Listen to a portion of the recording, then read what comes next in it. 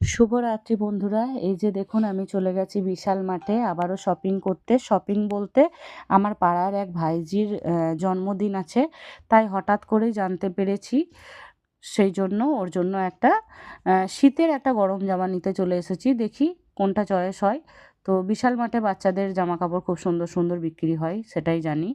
তো সেই কারণেই চলে যাওয়া। আমি অনেকগুলোই দেখে নিলাম ঘুরে ফিরে। বাচ্চাদের ড্রেস তো দেখতে খুব ভালোই লাগে।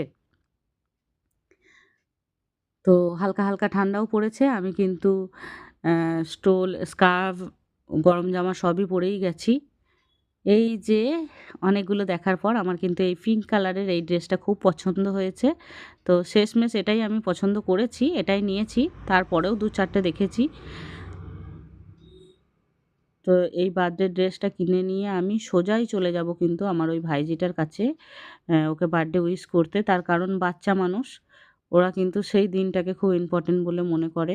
তো আমি আবারও দেখে নিচ্ছিলাম যে কোন কালারটা ভালো হবে। ও একটু রোগা পাতলা, তাই এটা খুব বড় হচ্ছিল। এই যে বাড়িতে চলে এসেছি। ওকে বার্থডে উইশ করে দিলাম। খুব লাজুকে লজ্জাবতী। তাই হালকা করে বলছি, "পিসি থ্যাংক ইউ।" আমি হ্যাপি বার্থডে বলেছি তাই।